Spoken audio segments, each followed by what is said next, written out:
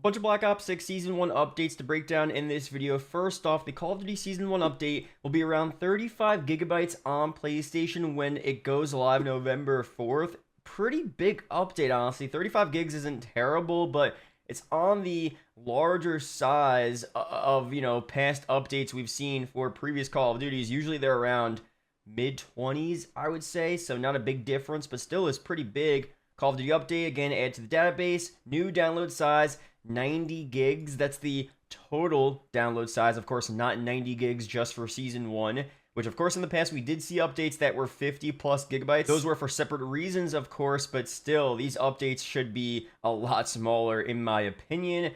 Big update, no icon change. Okay, update for BO6 campaign packs, small update there. No update for MW2 packs.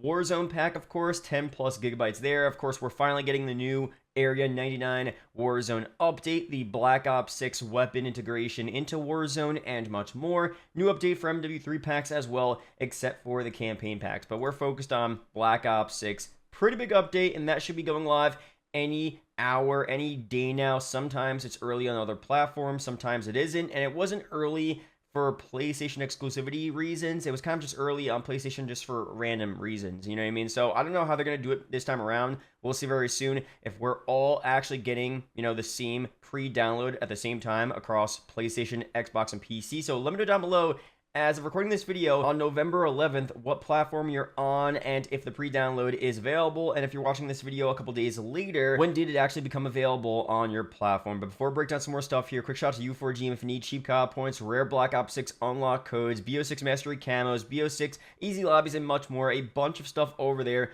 Use code MATT for an extra 5% off. Links are down below. But for some more stuff here, log into Call of Duty to get the free 15-year Call of Duty Endowment Anniversary Content Bundle. Available to use now in Black Ops 6 and in Warzone starting with Season 1. So a very small bundle, but still is cool in honor of 15 years of the Call of Duty Endowment Fund. Animated emblem, Veteran Impact, times 15 of course, sticker, count off, and an animated calling card, strong salutes. So it would have been cool to see some other content, but again, it's a free Season 1 pack in honor of COD Endowment. Not a big deal. Still is cool to see some free content. And I do want to see as well for Season 1 and for the subsequent seasons of Black Ops 6, how much free content they do give us. Of course, they had a lot of third-party collabs. Monster Energy was the biggest one, where we had a couple of just free Monster Energy operator skins that were dropped to us out of nowhere. Not the ones at launch for the MW3, where you buy Monster Energy cans and you redeem the receipt and all that stuff. But no, like during the year, of course,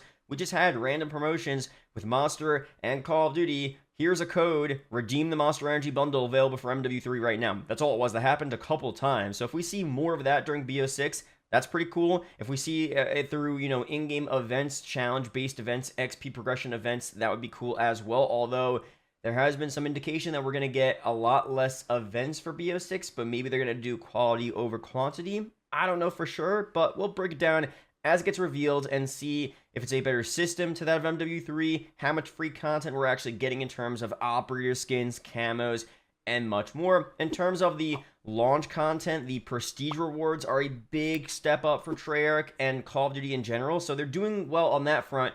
But for events, we'll see how they end up doing. But now for some CDL updates, we of course just had the FaZe Kaysan Black Ops 6 Kickoff LAN. Not really official with the CDL, but usually when other influencers outside of the CDL do some type of event, it's, separate teams, different teams, not the actual rosters in the league. But somehow Kaysan did a 50K prize pool event, which was, honestly, that's a pretty good amount for a kickoff event with actual rosters. If you guys know about CDL, that's just not heard of and seen at all. And although it's not the entire league, it would be sick if we had like all 12 teams here. Still having, in essence, maybe you could see this as like the top 4 big brands, top 4 big teams in the league, coming to a LAN event and playing Black Ops 6 for the first time on LAN. That's already a huge W. So for the future, having more events like this with all the teams, the actual rosters, not, mixing and matching SMG and AR duos. That's still fun to watch, but I'd rather watch the actual rosters. Seeing more of this in the future would undoubtedly be a big W for sure. And of course, the event concluded with 100 Thieves winning. Of course, Ghosty, Scrap, Hydra, and Envoy, Coach Sender, Shane as well. I mean, this was, of course, the super team that formed over the summer, and there are expectations of them winning it all. Obviously, their competition right now, top competition, will be OpTic Texas, the reigning COD champions, and FaZe, the EWC champions. Now, we'll see what ends up happening if Cloud9 really gets up there as well. There's other good teams. We'll see what ends up happening, but those are kind of clearly the top three. And 100 Thieves as the super team coming out, winning the first kickoff event is a good sign. Not everyone has practice, though, so we'll see how the rest of the year pans out.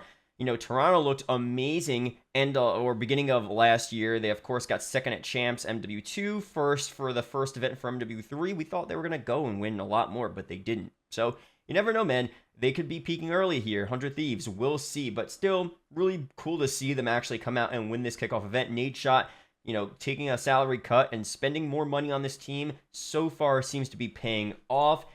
And also, really cool, on this day 4 years ago, Hex announced that he reacquired the OpTic gaming brand. I mean, what a huge decision. Of course, he sold it back in 2017. He said that he didn't regret it, although I disagree. I feel like he does kind of regret it. At that point in time, I think what happened was at that point in time, he got an amazing offer, and the idea was, not let me cash out, but let me take this offer and use this money and work with this company, Immortals, right, whatever it was, to make OpTic even bigger. Just like how companies take on investment dollars, they lose a share of their business, or maybe most of the business, and they explode the company to bigger and better heights. Of course, that did not happen. It is what it is. OpTic is back under Hex and, kind of Envy and Hastra as well, but Hex has a lot of control over what happens, and I think they're doing pretty well as a brand. The production is up massively. The Scump Watch Party is doing great. Their content's doing great. So, good job on OpTic, and especially Hex, to actually really attempt to reacquire the brand and get it back under control. So that's it for this video. Of course, let me know down below your opinions on Season 1. If you want to see more CDL news and updates, let me know down below as well. Shout out to the members. I'll see you guys in the next one.